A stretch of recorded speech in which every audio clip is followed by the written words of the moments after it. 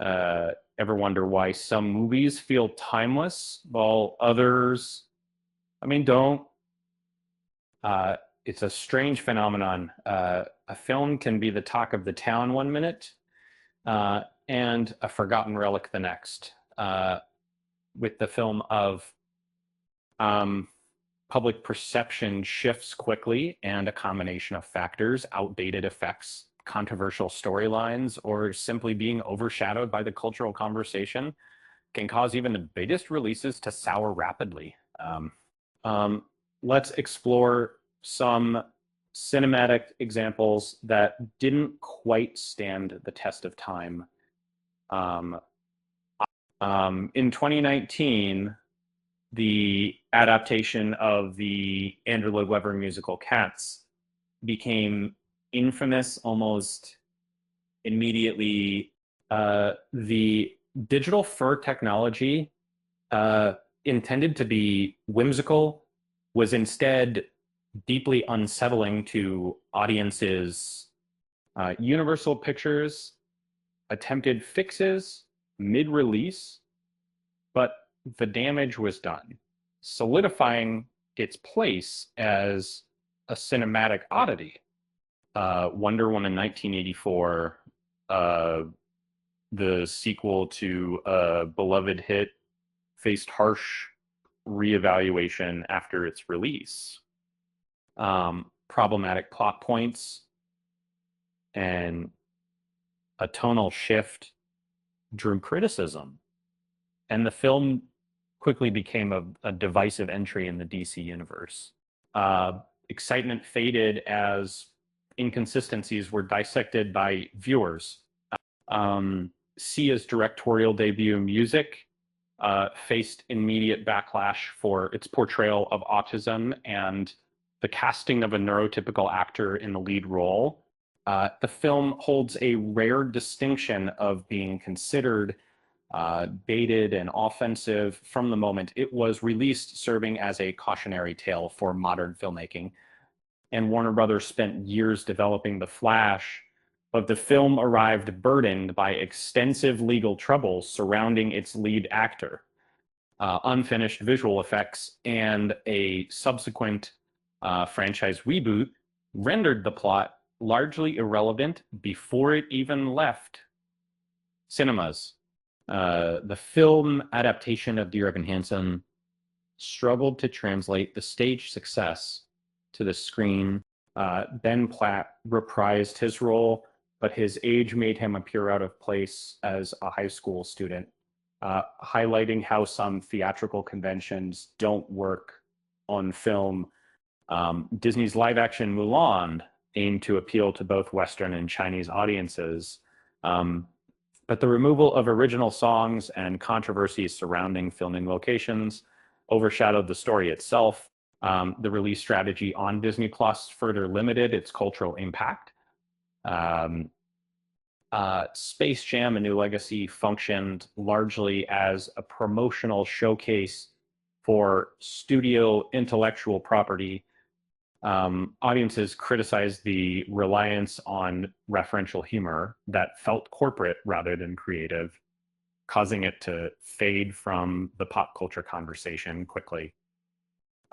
Robert Downey Jr.'s post-Marvel vehicle, Doolittle, was plagued by um, reshoots and a troubled set. Critics found the humor juvenile, and the film became a confusing entry in the actor's filmography. With Sony's Morbius was met with negative reviews and lackluster special effects. An ironic embrace by internet culture led to a second theatrical release, which also flopped, demonstrating a disconnect between studio executives and audience behavior. Ant-Man and the Wasp: Quantumania launched the fifth phase of the Marvel Cinematic Universe, but received surprisingly poor reviews due to muddy visuals and a script that felt like setup rather than a standalone story. Many Pixar's Lightyear attempted to explain the origin of Buzz Lightyear, but The decision to replace Tim Allen and the lack of emotional resonance led to an underperformance at a box office.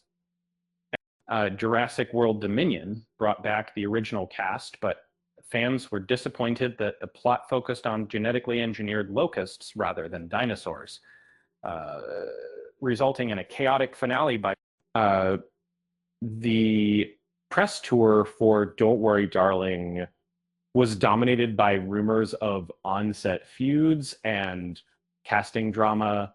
The film itself was criticized for its derivative twist ending and mixed performances.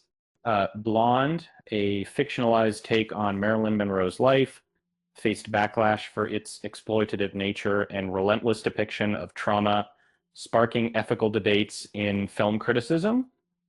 Artemis Fowl, adapted from a popular book series, sat on the shelf for years and arrived just as the young adult adaptation genre was fading. Fans were outraged by the alterations to the plot and characters. The Matrix Resurrections attempted a meta commentary on sequels, but the action sequences lacked the revolutionary choreography of the original trilogy, and the visual style felt overly digital. Disney's Wish, created to celebrate the studio's 100th anniversary, was criticized for its thin story and songs that felt like pop radio tracks, failing to capture the magic of past eras. And Men Web quickly became like a viral punchline on social media, with Dakota Johnson appearing uninterested in the final product, and the villain's dialogue, clearly dubbed in post-production, Shazam.